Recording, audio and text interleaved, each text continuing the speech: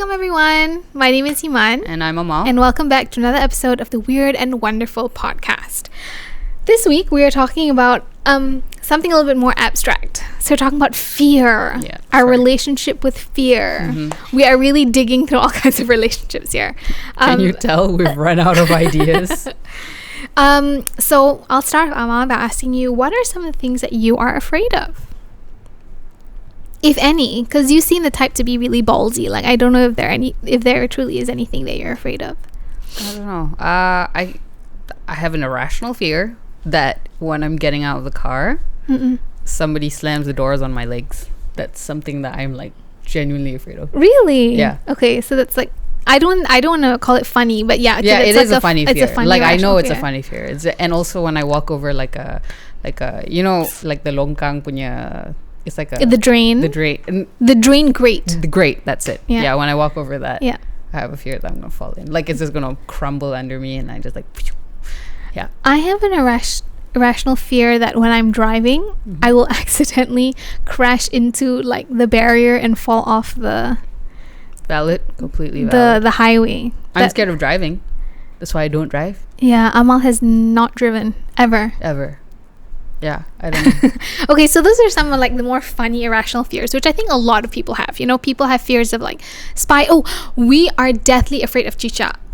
I'm not lizards. afraid of chicha. I'm gully of chicha. I feel like there's a difference. I'm really scared of them. Yeah, no, I'm just very like, Okay. So I guess like everyone has these sort of like little fears that they're scared of. But I guess what are some of the big fears that we have? So I'll start off and I'll say that one of the big fears I have is not of dying, because I know that's inevitable. I'm anxious about it, but I'll do what I can. But one of the things that I'm afraid of is people dying. So the people around me leaving me. Understood. And me being alone. That's, I think, my biggest fear. Sorry, one more rational fear. I am scared of whales. Like, even seeing a photo of a whale or a video of a whale, or just like thinking about whales, just really gives me the creeps. Interesting. Because they're just so big. And they're in the ocean just like floating and like talking to Dory and like eating krill. I don't know. It just makes me really scared. Interesting. I've never known that. I didn't know that. Yeah. Okay, sorry. Anyway, other than whales, so one of my biggest fears is being alone. Right. Understood. Being left alone. Yeah, I think a lot of people who like people and have good families and whatnot, I feel like that is a very common fear that people have. How do you overcome it when you kind of sink into like, oh my god, everybody's gonna die and leave me? Like, when that happens, does it happen to you? It does. Yeah. When that happens, how do you overcome it? Usually it happens at night. Like, I'm falling asleep and then I just think of the magnitude of the hereafter. And I think of the magnitude of dying, and that, yes, one day we are all going to, like, it's not fake, Iman. Like, it's not like, okay, this is how I illustrate it, okay? Like, you know when you read a good book? Right. At the end of the book, you're like, oh, the book is over. You know, everyone lives happily ever after. Yay, the end. I always thought that life was like that. Right. Like, once you close the book, okay, that's it. But it's not. It's we all one day will die. And inshallah, there is Hari Kiamat, there is Judgment Day, and we're all going to be at Padang Arafah and Padang Masha. Sorry, what did I say? Padang Arafah. Sorry. I've been out of school for a while, Padang Masha, and like there's going to be heaven and hell, and we're going to be judged, and all of these things. Like, when I go to sleep at night, these are the things that like that weigh me down.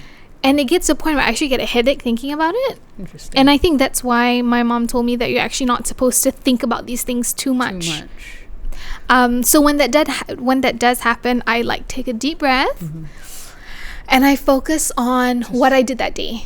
Right. So I try and take my mind off the inevitability of it and just bring it back to where I am now, and just tell myself that tomorrow is another day and I will get past. Not I will get past, but yes, I am going to get to that point one day, but there's no point in me fretting over it because there's nothing I can do about that inevitability. So I should just focus on the now and being a good Muslim and being a good person. There you go.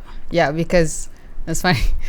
When I was in stand-up 4, we had qiyam. So we went to Islamic school, and like occasionally they do this qiyam. So we'd stay over In like school. Friday to Saturday, and malam tu we'll all get up and salat tahajjud together and whatnot, right? Oh my god. Good times. No, not to the qiyam. No, it's good, but it was just the idea of sleeping at school. Anyway, my first ever qiyam. Yeah. I went to. You were one of the facilitators. Do you remember this? Yes, I do. So you guys did that whole super cliche. Muhasabah diri. Yeah, muhasabah diri. That's it. And I hated those because I felt they were so pointless. Mm-hmm. But anyway, that was my first ever proper muhasabah diri where everybody was just like, okay, tutup mata, everybody close your eyes, imagine this, you balik rumah, you nampak banyak slipper kat depan rumah, lepas tu you like, apa jadi, and then you go inside and you find out, you see your mak in kain kafan, and then there's so many people, and I'm just like, why are you trying to scare children? Like, this is what they do here, which is genuine. I hated that. But anyway, with this muhasabah diri thing, when my first ever muhasabah diri, when everybody around me was crying, I remember telling myself, like, you know what, if I'm just a good person, I have no reason to cry like this. Like I was crying because other people were crying, but I wasn't crying for the same reasons that they were. I was just telling myself, you know, I'm just gonna be a good person, and none of this will, you know. Sorry, I know this seems irrelevant. So I remember telling myself that I just have to be a good person in order to bypass these fears that you were mentioning. Right. Sorry. You're so random, man. Seriously. Anyway, yeah. No, okay. I think another thing that I found I can only speak to Malaysian and Malay culture because that's where we're from. Yeah. I feel like a lot of the times in Malaysia, in the Malay culture, we like to scare people into doing something. Right. Even though that something is good and it's awesome and that you should do it, we only do it because out of fear. We're fearful of what might happen to us if we don't do it. Imagine if we flipped it around and instead told, like, okay, I'm going to use... the thing that we know is like religion, right? So instead of saying, oh, Allah is going to be so angry at you if you don't pray 5 times a day, instead of saying that, why can't we say, oh, mashallah, Allah will love you so much when you pray 5 times a day? Right. You know, why don't we flip it? Why don't we say, oh, he's going to like put his wrath on you and blah, blah, blah. Instead of saying that, why don't you say, oh, mashallah, we love Allah so much. You want to do things that please him, that pleasure him. That's why we're going to do A, B, and C. Right. So I heard a talk by Iman and Amal, and it was about children. It was about educating children. You know how people love to like scare children. Like, oh yeah, if you don't api neraka, if you don't solat, blah, blah, blah. Like they love to do that. And kids are just like, okay, I'm literally just doing this because I don't want to be thrown in hell, you know. And Iman and Amal was like, that's not the way to educate children, because all the punishments that are listed in the Quran are for people who are adults. They are grown, they know what they're doing. Once it comes to educating children, you don't talk about punishment. That's not relevant to them, because children, they won't be punished because they're children. I mean, like, you know, should they pass away or something when they're kids, they're not going to be punished. So there's no point of telling them about all the punishment. That's for a much later, when you are your own person and you make your own decisions. Correct. So I feel like, that's definitely something that we need to work on here, especially. I can't say for other places, but it's a lot of fear mongering, basically. Fear mongering in religion. And that's why people grow up to hate it. Correct. You know, like you said, like, you know, the way they did hafazan classes in school. And till this day, I'm still scarred. Like like that first page of Al-Baqarah, mashallah, like I love it, but at the same time, every time I read it, I'm just like The other thing that has stuck in my mind in terms of fear, I don't know if you remember this or anyone else out there watching, but once, I can't remember what channel, but it was a national channel, either TV 1, 2, or 3. I was homesick one day and I was watching this TV show. I want to say maybe it was like a Japanese show or something. It's basically puppets. Okay. And in that puppet show, they showed you quote unquote hell. And it showed like all these like puppets like burning, and puppets like, oh no, and maybe it was in Malay, I don't remember. It was and they painted like such a vivid a picture of, you know, like all these puppets burning, and say, oh, kenapalah saya tidak, or whatever. This was a children's show? Yeah, it was a children's show because it was puppets. And it was like during the day, like when children watch TV. And I just remember being so scarred by that. I couldn't look at puppets for a while.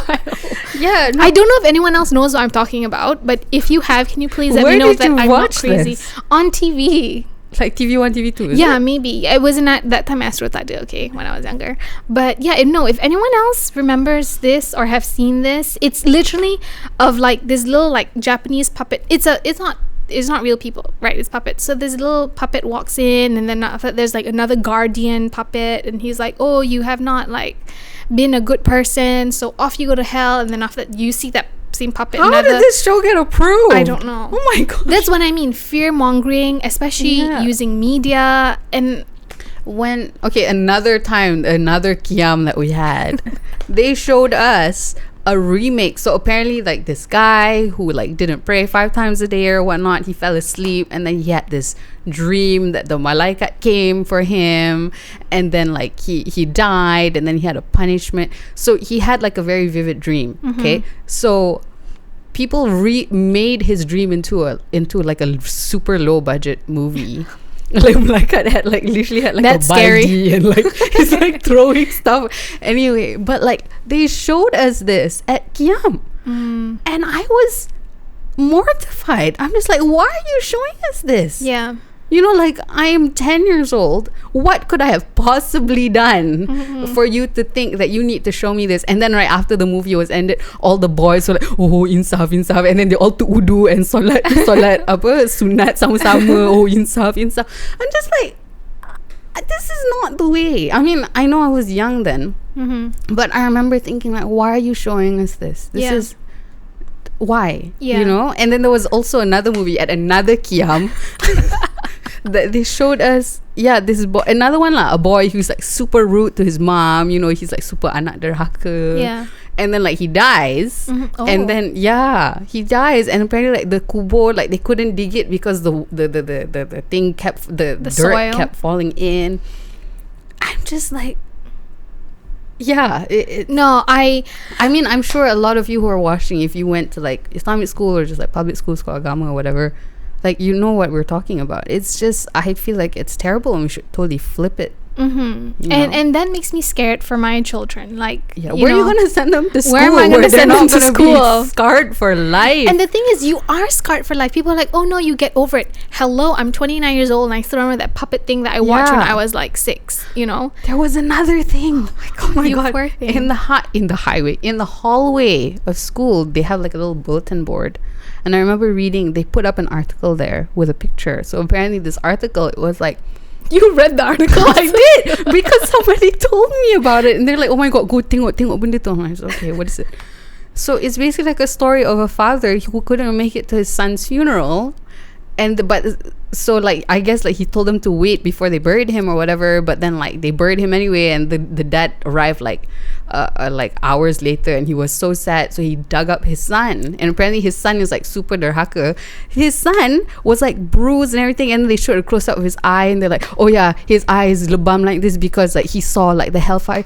I'm just like, why are you putting this in the hallway where little children can read it and just give you this massive misconception of what Islam really is about, right? You know what I mean? Yeah.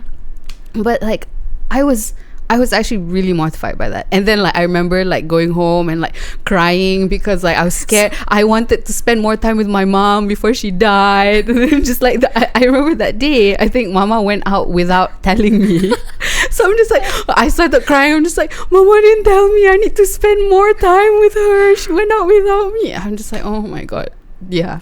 It's terrible. Please don't do this to your children, guys. Yeah. Please tell them beautiful things. There are so many beautiful things about this world, about the next, about what's promised and all that. And why don't we focus on those type of things? Yeah. Sorry, this conversation just really turned. Yeah. Because it was fear. It's a fluid conversation, yeah. right? So I think as well, like, when you're fearful of something, it's good to face it head on sometimes. Because sometimes when kind of fear is irrational, when you face it, you realize, oh, that was not so bad. So for example, I'm really afraid of heights. Right. And I didn't. That's the thing. I didn't know I was until I got somewhere really high, and I was like, oh dang, like. I don't know if you get this as well, but sometimes I feel like when I'm on a very high place, You want to throw yourself off. I just feel like jumping. Yeah. Not because I want to like die or whatever. Just I'm like, oh, I wonder what that would feel like. What would that? Yeah. Yeah. So I'd like to know. Yeah, I like to know what that feels But like. then that being said, I would never do bungee jumping. I don't know. I feel like, because I do get that as well. I go to the top of a mountain or whatever, and I want to see what it's like to fall off. But at the same time, that's just a thought in my head. I feel like I wouldn't actually do bungee jumping because I'm scared something will happen to my ankles. Okay. Don't care about the neck. Let's just worry about the ankles. No, because it's tied. They tie your ankles, right? And you fall anyway. But see, the thing is, I have fear of like heights, but I would love to do bungee jumping because I just want to know. Are you sure that's fear of heights then? Yeah. Oh no. When I look at the videos of like people standing at the edge, I'm just like, I can't look down. But I would like to just do it so I can get over it. Yeah. But if you ever invite me whale watching, girl, I'm not coming. I do not understand how people pay hundreds of ringgits to go whale watching. I just don't I'd get go. it. Oh my god. They're magnificent creatures. Oh my. Yes, they truly are, mashallah, one of Allah's greatest creatures, but they scare the shit out of me. Interesting. Okay. I cannot. So talking about fear, I guess it's sometimes not just fear of things, but it's also fear of relationships, like the relationships that you're in. If you do something wrong, what will potentially happen? So I guess for me, the fear that I have in my relationship is that I won't be a good enough wife, that Ashraf will like leave me. And I think of that all the time, like, oh, I'm doing this, is he going to be happy with me or no? And if he's not going to be, how bad will it be that he's upset? Would he potentially like leave me? I'm always afraid that he's going to leave me. That's always in the back of my head. Interesting. I didn't know that. Yeah, I'm always afraid like, oh, if I'm not good enough, he's gonna go. I'm always afraid of that. So that's why sometimes even like when I'm tired or I'm frustrated or whatever, I do the things I know I need to do, like cook dinner or have the house really clean or whatever, just to make him happy, so that he's not upset, so that he doesn't leave me.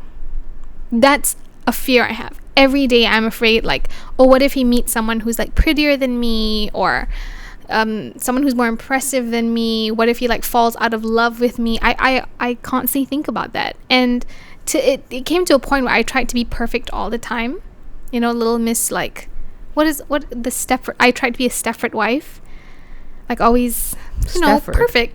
Yeah, Stepford wife. Okay, you haven't seen the movie? It's a good movie.